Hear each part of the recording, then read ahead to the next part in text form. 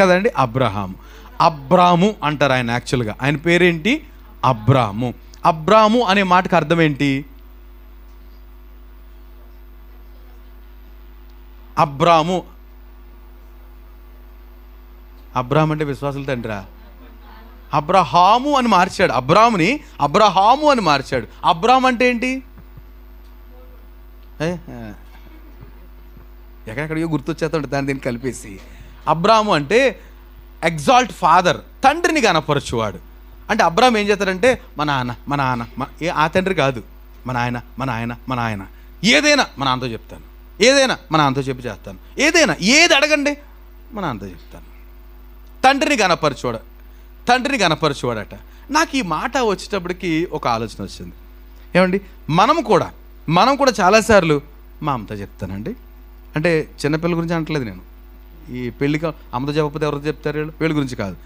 మనం కూడా పెద్దవాళ్ళం కూడా మా అమ్మతో చెప్తాను, మా నాన్నతో చెప్తాను, లేకపోతే మా అన్నయ్యతో చెప్తాను. అంటే మనం ఏం చేస్తున్నాం? మన కుటుంబీకుల్ని ఎగ్జాల్ట్ చేస్తున్నాం, కుటుంబీకుల్ని గణపరుస్తున్నాం. అబ్రామ్ అదే పని చేసేవాడు. మా నాన్న. దేవుడు అంటాడు, తండ్రి చచ్చిపోయే వరకు పిలవలేదండి. తెరాహు మృతి నొందిన తర్వాత అప్పుడు అబ్రాము రా నేను తీసుకెళ్తాను అన్నాడు. అంటే దేవుని పిలుపుకు ఎవరు అడ్డొచ్చారంటే తండ్రి అడ్డొచ్చాడు. కనుక అబ్రామును వాడుకోలే. తండ్రిని ఒక మాట చూద్దామా? కీర్తన గ్రంథం 45వ కీర్తన, ఇక్కడ ఏదో నోట్ చేశాను ఎందుకో మరి. 45వ కీర్తన 9 నుంచి 45 కీర్తన 9 వాక్యం చెప్తుంది చూడండి ఒకసారి. 45వ కీర్తన 9వ వచనం చూస్తే, నీ దయనొందిన స్త్రీలలో రాజుల కుమార్తెలు ఉన్నారు. రాణి ఒఫీరు అపరంజితో అలంకరించుకొని నీ కుడిపార్శ్వమున నిలుచుచున్నది. కుమారి ఆలకించుము, ఆలోచించి చెవియొగ్గుము. నీ స్వజనమును నీ తండ్రి ఇంటిని మరువుము. ఈ రాజు నీ ప్రభువు, అతడు నీ సౌందర్యమును కోరినవాడు, అతనికి నమస్కరించుము.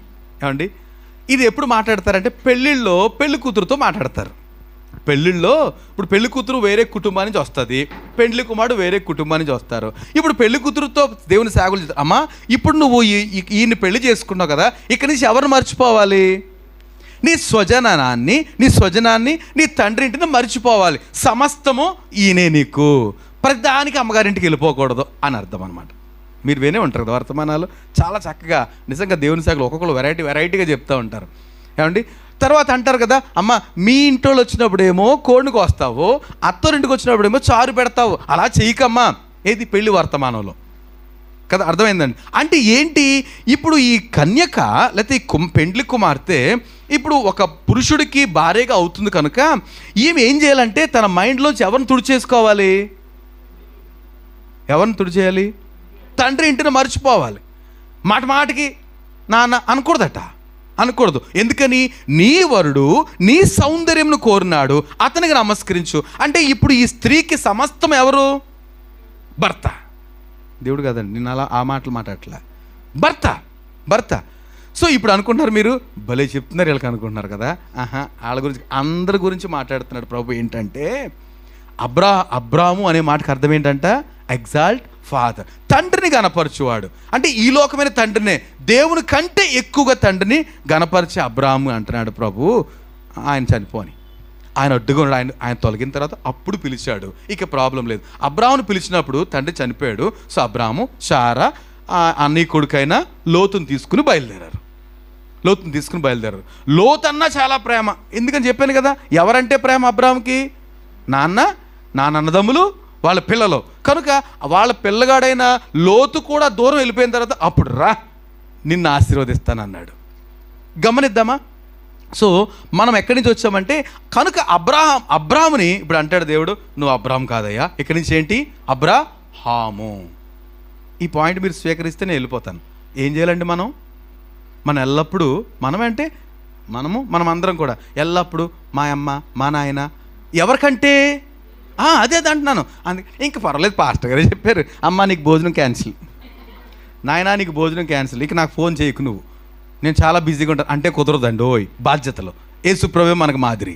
కదండి. పేరెంట్స్ విషయంలో తల్లిని ఏం చేసి సిలువ మీద కూడా ఆయన ఏమంటాడు, అమ్మా ఇదిగో నేను వెళ్ళిపోతున్నాను, నీ పట్ల శ్రద్ధ తీసుకుంటాడు, ఇగో నువ్వు మా అమ్మ పట్ల శ్రద్ధ తీసుకో. ఆ బాధ్యతలు ఎక్స్టెండ్ చేశాడు ఆయన. కనుక చాలా శ్రద్ధ కుటుంబం, రక్త సంబంధుల పట్ల. కానీ ఎవరికంటే ఎక్కువ కాదు, దేవుని కంటే ఎక్కువ కాదు. సో అబ్రాహాము, అట్లాంటి అబ్రాహాము దేవుడు ఏం చేశాడు, అబ్రహాం అనే మాటకు అర్థం ఏంటి ఇప్పుడు చెప్పండి, ఏంటది? విశ్వాసుల తండ్రి, అనేక జనములకు తండ్రి, father of nation, multitude, father of nation. So అనేక జనాల తండ్రి. ఇప్పుడు మనకెవరు తండ్రి? ఆయనే, అబ్రహాం సంతానం. మనం ఇందాక చదివాం కదా, అబ్రహాం సంతానం అయి ఉండి వారసులం అయిపోయాం.